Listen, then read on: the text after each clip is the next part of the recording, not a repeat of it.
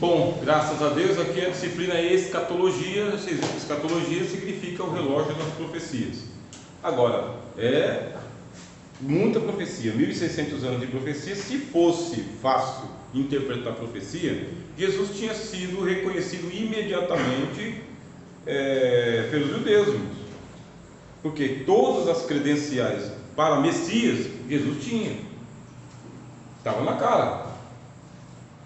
Todas as credenciais do Messias estavam em Jesus. E as profecias estavam lá. Eram 400 sinagogas, em média, que estudavam profecias. E havia rabino para tudo quanto é lado, fariseu para tudo quanto é lado, escriba para tudo quanto é lado. As profecias estavam abertas. O mestre da lei, Nicodemos, chegou e disse: bem sabemos quem? O Sinédrio. O Sinédrio, que era o Tribunal de Justiça, STF, daquele tempo lá. Do jeito que o diabo fazia naquele tempo, ele faz até hoje. Ele gosta das cadeiras do STF. Bem sabemos que és mestre vindo de Deus. Aí ele fala, porque bem sabemos quem? Ele está falando em nome do Sinédrio. Ele faz parte do Sinédrio. Qual que é o nome dele? Nicodemos, doutor da lei. Bem sabemos que és mestre vindo de Deus, porque ninguém poderia fazer esses sinais que tu fazes se não fosse o Messias, se Deus não fosse com ele. Sabemos que o Senhor é o Messias. Nós sabemos. A samaritana sabia. Sabemos que quando o Messias vier, nos ensinará todas as coisas. Jesus falou, sou eu quem falo contigo. Ela foi lá para Samaria e falou, porventura não é o Messias? Quando os samaritanos vieram, falou, mulher, tudo que você disse é verdade, não porque você disse somente, porque quem está vendo é o Messias. Os samaritanos receberam Jesus. Jesus, ele era reconhecido como Messias. Nas sinagogas os demônios diziam, bem sabemos quem és. Aí o príncipe da sinagoga, que é o pastor presidente, fica de orelha em pé, porque tem alguém falando. E o demônio disse, bem sabemos quem és, o santo vindo de Deus. Aí com autoridade mandava os demônios embora. E os fariseus falaram, ou é o Messias ou é o Beelzebub, porque não tem como, deve ser o Beelzebub. Diante do sumo sacerdote perguntaram, conjuro-vos diante de Deus, se tu és o Cristo. Aí o Cristo disse, tu o disseste. Sabiam o que era. Agora, eles sabiam, as profecias estavam lá bem esclarecidas, mas aí depois eles usaram a mesma Bíblia e disseram, olha, alguma vez se levantou algum profeta da Galileia? Lê, não tem profeta da Galileia. Quer dizer, eles torciam as Escrituras. E por que torciam as Escrituras? Porque estava oculto aos olhos deles. A profecia estava velada, com tudo evidente. Quer dizer, aí o Senhor Jesus falou, vocês são hipócritas. Vocês são hipócritas por causa que vocês olham para os céus e vê se vai chover ou se vai fazer sol. Vocês veem. E aqui estão os sinais dos tempos diante de vocês. E vocês ainda pedem mais sinais? Vocês querem mais sinais? Não vos será dado nenhum sinal, senão do profeta Jonas. No dia da ressurreição de Jesus, com 16 soldados romanos que não podem dormir em turno. Soldado não dorme em turno. É pena de morte, tá? Ou no mínimo lá, prisão para sempre. Soldado romano não dorme. Colocou os soldados lá para tomar conta do túmulo, com selo do Pilatos, que representava Nero, com os guardas lá do templo. Cristo ressuscitou, os soldados viram, você viu que os soldados viram, ficaram atemorizados e pé no mundo. Chegaram para Pilatos, chegaram para os sacerdotes e disseram, o Cristo saiu do túmulo, levantou. Não, levantou. Nós aqui. Então é o seguinte, pagaram uma grande quantidade de dinheiro, pagaram muito dinheiro, para que eles mentissem, dizendo que os discípulos tinham vindo e roubado o corpo. Que soldado mais incompetente é esse, que deixa o corpo ser roubado por uns discípulos da Galileia? Soldado romano, armado, com um gládio.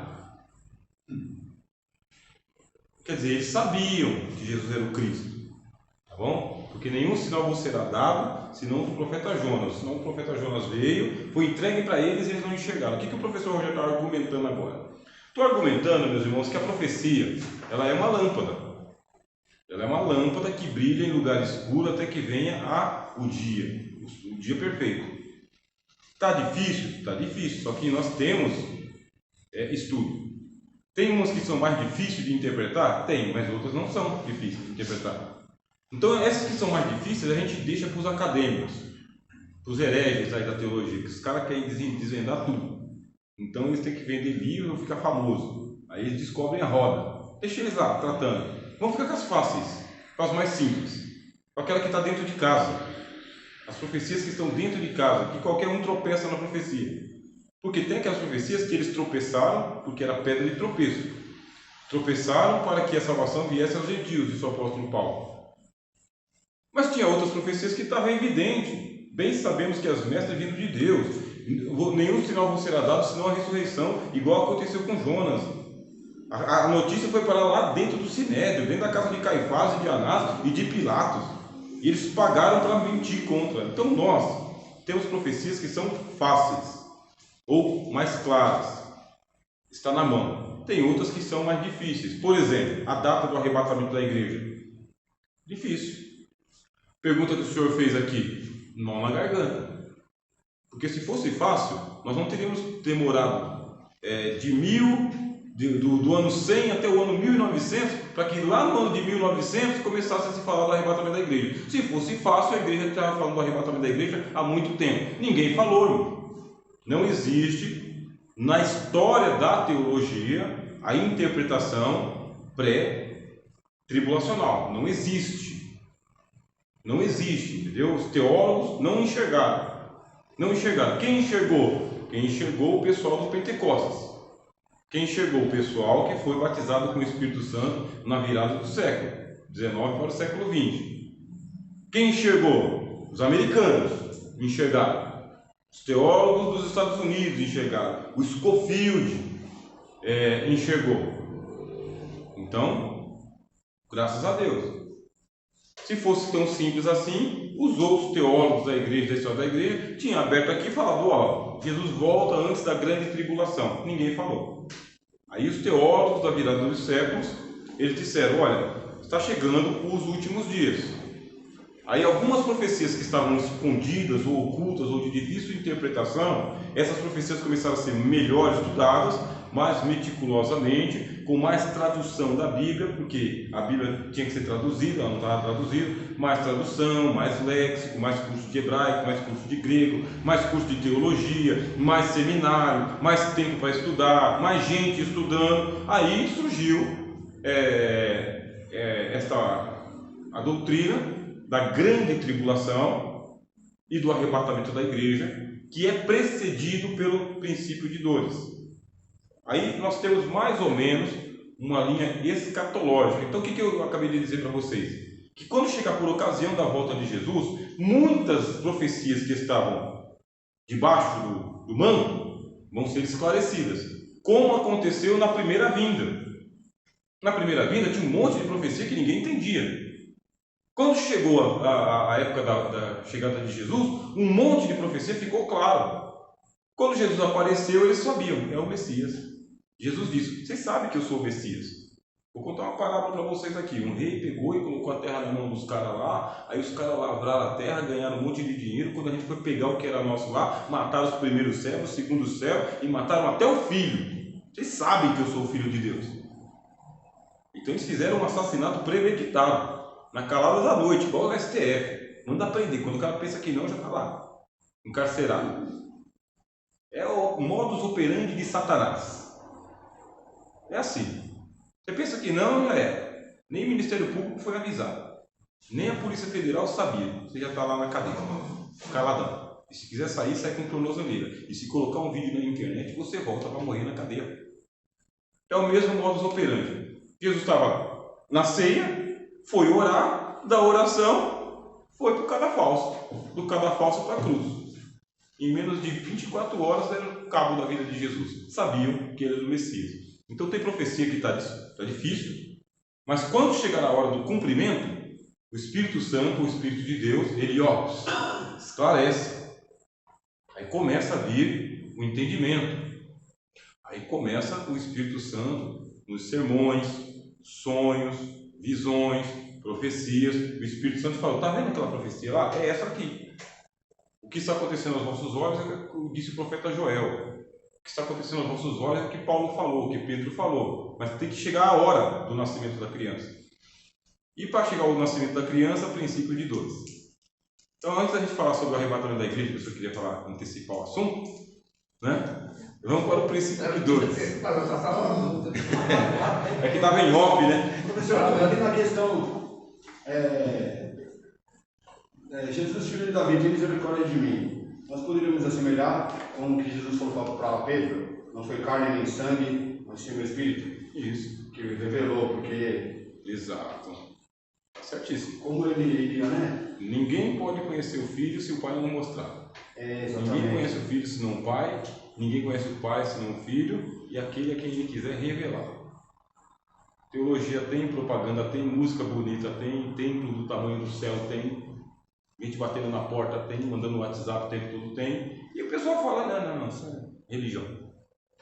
Precisa da revelação de Deus. E ainda é bem irônico que, para mostrar para os outros, ele era cego, né? Isso. Então Deus revelou ao cego. O pessoal coloca mais ou menos uma cronologia, tá? É uma montagem, tá, irmãos? É uma montagem. Não está assim na Bíblia. Se essa doutrina ela fosse para ser entendida desse jeito, estava na Bíblia desse jeito. Não está. Está aqui um pouquinho aqui, um pouquinho ali, um pouquinho ali. Deus, na sua suprema sabedoria, fez o verdadeiro quebra-cabeça das profecias, deu um pouquinho para cada e não explicou a profecia, tá? Deu um pouco para Pedro, um pouco para Tiago, um pouco para Judas, um pouco para Mateus, mas não explicou as profecias. Ele só espalhou a semente. Aí deu trabalho para nós, né? Podia ter facilitado, mas deu trabalho para nós. E aí a gente, na hora de montar, fala: eu acho que é assim, mais ou menos nessa ordem.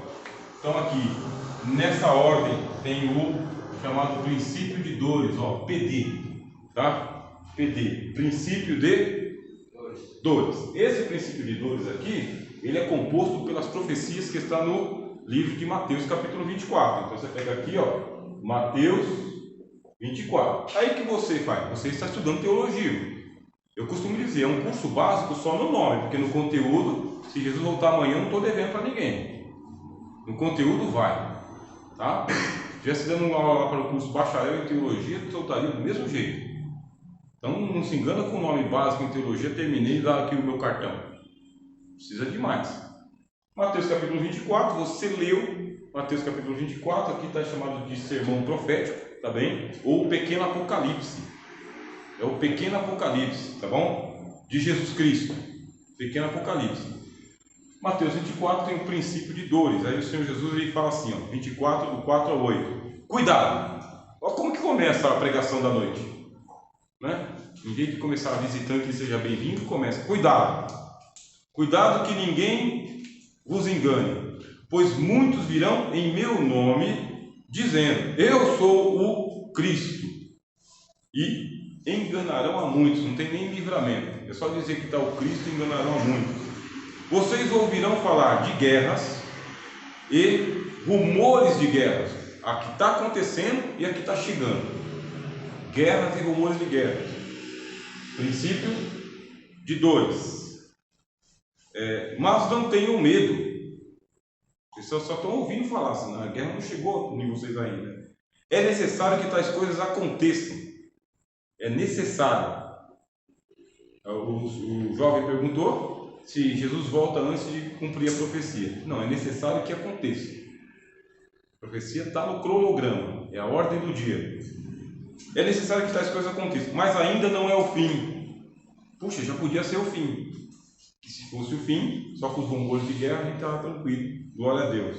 Aí ele diz: nação se levantará contra nação, reino contra reino. Guerra mundial. Nação contra nação e reino contra reino, vai ser no meio de uma grande guerra mundial. Guerra mundial lá na antiguidade era a guerra de 3 reinos contra 4. Então 3 contra 4 já era uma guerra mundial. Agora, na última guerra mundial, todas as nações da terra foram envolvidas, lutando uns contra os outros, com aliança contra aliança. Por 2 vezes a Alemanha entrou no páreo. 2 vezes a Alemanha entrou no páreo e era para a gente estar falando aqui Heil Hitler. O negócio estava avançado, hein? Se ele não tivesse sido traído, porque os cientistas alemães também se venderam, traíram Hitler, se não tivesse sido confabulação, se a Rússia não tivesse dado o braço a torcer ali para poder fazer uma aliança com a Inglaterra, o negócio estava assim, da bomba atômica deles explodir. Se você quiser estudar sobre a Segunda Guerra Mundial, faz bem. O oceano todinho estava cheio de submarinos alemães, o céu estava lotado dos melhores aviões da época, que eram os aviões alemães, e os ingleses venceram porque teve falha no projeto. Falha no projeto. Senão, a Alemanha tinha chegado aí ao predomínio. A Alemanha não chegou, mas assim que terminou a Segunda Guerra Mundial, começou a Guerra Fria, que é a luta armamentista. Os Estados Unidos se armou, a Rússia se armou e a China se isolou. Lá surgiu a União Soviética. A União Soviética se dissolveu, porque eram muitas nações em uma só, mas a China não. A China está lá do jeito que ela está lá. Há 5.000 anos ninguém nunca invadiu a China. A China não praticou a escravidão de negros como aconteceu com os outros povos, a miscigenação. Eles são chineses. Eles escravizam eles mesmos. E agora estão tomando conta. Se você pegar o mapa ali, ó, a Pérsia tem que entrar na guerra por causa que fala que durante a grande tribulação, o Eufrates ele vai se secar, o Eufrates, e os 4 anjos que estão presos ali no rio Eufrates, 4 anjos eles vão ser liberados, e quando eles se liberarem, o rio Eufrates ele seca, porque ele é um portal espiritual, ele seca, os 4 anjos serão liberados. Esses 4 anjos são 4 príncipes, para que os reis do Oriente eles venham contra Israel. Quem está no Oriente? O Irã, a China, a Rússia, são eles. Então essa turma toda vem com tudo. Ouvireis falar de guerra e de rumores de guerra, não? Essas guerrinhas aí não é o fim ainda. O que vai ser no meio de uma grande guerra de nação contra nação e reino contra reino. Tanto as nações aqui, quando se fala de nação contra nação, são os reinos políticos, tá? E reino contra reino é lá a guerra espiritual dos anjos. O arcanjo Miguel contra os principados e potestades que estão lá em cima. Então tem esse tipo de guerra aí. E para piorar, haverá fomes, o cavalo da fome ele vem, diz que vai se vender. Eu estou avançando a aula, tá? Avançando. Então a gente está no princípio de dores. Ainda, o que a gente tem aqui no princípio de dores? A gente tem as guerras, dá para enxergar ou usar caneta preta? Então tem as guerras, tá bem? O que mais que tem? Aí tem as fome. Você pega lá o Apocalipse, esse daqui é o cavalo branco. Quando começarem ali as primeiras guerras, tá vendo? Ó, os rumores de guerra, o cavaleiro branco, rumores de guerra. E foi visto um cavaleiro branco, que o cavaleiro tinha um arco, foi lhe dado um arco, saiu vitorioso e para vencer. Rumores de guerra. Aí o cavaleiro vermelho, foi lhe dado uma grande espada. O que é a grande espada? Longo alcance, é guerra para o mundo todo. Grande espada. Depois eu vi um cavalo preto, o cavalo da fome. Apocalipse. E quando que acontece a abertura dos 6 selos? A abertura dos 6 selos, meus irmãos, começa aqui, ó, no princípio de dores. O arrebatamento da igreja já aconteceu? Jesus falou de arrebatamento aqui? Jesus não falou, pelo menos Jesus não falou. Então a gente tem que ter calma. Se Jesus não falou, porque não vem primeiro. Mas vem. Jesus fala, tá? Mateus capítulo 24, ele fala que virão os anjos e recolherão os seus escolhidos de um canto ao outro dos céus. Falou do arrebatamento. Mas falou quando? Será que Jesus falou na ordem cronológica ou ele pulou e colocou depois? Não quero esquecer, vai ter um arrebatamento. Como foi? Como que você interpreta isso? É cronológico? Falei para os irmãos, a gente não tem como fazer cronologia, isso aqui é um mapa nosso. Ó, tinta, quadro, câmera gravando, Vocês sentados em cadeiras aí, poltronas estofadas, é assim que se estuda a profecia? Eles acham que é assim que é a grande tribulação? Com essa liberdade toda? Grava e coloca na internet? É um mapa, tá? É o que dá para a gente fazer didaticamente, numa sala de aula, e a gente tem que ter essa coerência. Porque se os judeus com a profecia aberta não reconheceram, tropeçaram na pedra, e a gente? Também vai tropeçar, mesmo com as profecias, mesmo com sala de teologia, com um programa na TV, cheio do Espírito Santo, falando para a gente o que é e o que não é, e ainda assim a gente fala, acho que não. Acho que não. Dá para resistir ao Espírito Santo? Dá. Honestos de coração, duro para compreender tudo que os profetas falaram. Dá para resistir ao Espírito Santo. Não extingais. Né? Não extingais. Dá para o Espírito Santo falar, é isso, filho. Aí você fala, mas o meu doutor em teologia disse que não. Disse que não. Né? Vocês acham que vocês vão pegar essa aula aqui e vão chegar no púlpito e vão pregar? Se chegar lá, faz por conta e risco, não vem dizer que aprendeu comigo, não. Tá? Rafael, o professor Rogério lá no... Tira dessa. Né? Vou apagar o vídeo da internet. Os selos se abrem no princípio de dores. A gente tem que corrigir o relógio, porque é natural que os nossos irmãos lá no começo, quando eles estavam estudando a escatologia e eles tinham as primeiras noções, que não tinha as escolas montadas, muita gente fez, é natural que eles tinham que oferecer um mapa, mas a gente tem que ajustar o relógio. Já passou muito tempo, quase uma década, já celebramos o centenário da igreja, não é? Tem até Bíblia do centenário da igreja. Já tem. O pessoal já está lá em cima da glória, esperando. Cavalo vermelho, guerras universais, guerras mundiais e a fome, meu irmão. Está passando alguém fome hoje? Aqui? O cavalo da fome, ele vai pelo mundo inteiro. Ele começa a matar todo mundo por causa que diz que se vende uma mãozada de farinha por um dia de serviço. Isso é fome. Você trabalha o dia inteiro, paga a minha diária aí de Gerlandinho. Quanto que é a minha diária? 250 conto? Aí você me dá 250 conto, aí eu chego ali na padaria, não levo nem o pão. Eu pego e falo, coloca a farinha aqui. Aí você paga lá 250 reais por 300 gramas de farinha. Superinflação. Aí você vê, não tem quem abaixe os preços no mundo. Não tem quem abaixe o preço no mundo com a pandemia. O petróleo lá em cima. Disparou o petróleo. E a gente sabe que o dólar também. Aí o dólar também sobe. Quando sobe o dólar, sobe tudo. Porque é tudo comprado à base do dólar. É uma moeda. E o euro, que deveria ser forte, diminuiu o poder de compra dele. E o que está surgindo agora? A criptomoeda.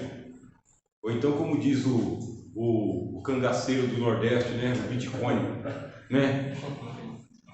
O cangaceiro do Nordeste. O Bitcoin. Quer dizer, é a criptomoeda. É uma nova moeda que está surgindo aí. E que já tem algumas nações que estão adotando ela como a segunda moeda. Mas ela é a segunda moeda oficial, não é só dos... São os CBDCs. CBDCs, Central Bank Digital Currency. São as moedas digitais de cada banco central. A XRP, a Ripple já está fazendo isso aí. E o mais preocupante, aí você está bem informado, está gostando, né? Não, é que eu... Está gostando, né? Não, é que eu acompanho. Isso é ótimo, continua assim. Não, é bom. Eu não estou tirando sarro não, estou falando que é sério. Sabe por quê? Porque você acompanha a Bíblia com os fatos tecnológicos. Outra coisa que vai acontecer... Metaverso, tudo isso. Você pega isso aqui, ó, no princípio de dores, e aonde que isso vai parar? Isso vai parar lá em Apocalipse capítulo 13, ó. Por quê? Porque lá no capítulo 13, quando ele realmente se apresentar, que aí já é a grande tribulação, já não é mais o princípio de dores, aí ele vai pegar essa coisa aqui, que pode ser o Bitcoin, né? A criptomoeda, né? Você pode falar o nome do cangaceiro do Nordeste. Aí o que acontece? Isso sai daqui do princípio de dores e evolui. Isso evolui por quê? Porque você pega uma mãozada de farinha por uma diária. Ou duas mãozadas se você quiser comer um pão ruim de cevada. Cevada não é comida de gente. é comida de bicho, mas é a fome. É melhor comer comida de bicho do que ficar sem nada. Ele tem que trabalhar o dia inteiro, igual lá no tempo do faraó, igualzinho, tempo do faraó. E a carestia no mundo todo, não tem dinheiro que paga, não tem dinheiro que paga, está tudo muito caro. Está tudo muito caro, você trabalha, e graças a Deus você trabalha, você paga as contas, você paga aí o seu curso de teologia, você mantém a sua empresa. Graças a Deus nós recebemos um grande livramento da parte de Deus, porque senão agora estava todo mundo aqui falando em mandarim. Tenho certeza, se Deus não tivesse dado um livramento para nós, 4 anos de livramento, para testar o povo. Se a gente não reverter essa situação aí no joelho e na misericórdia, a gente vai para a grande tribulação, vai ser anticristo mesmo. Tanto que eles foram o primeiro a criar o Banco Digital. A primeira moeda digital do Banco Central foi deles. Então, aí você pega o sistema econômico, tá todo mundo aqui tem a sua continha, né? Sua conta, todo mundo aqui recebe Pix, faz Pix, não precisa passar por agência bancária nenhuma, multiplicou o número de bancos virtuais sem taxa nenhuma.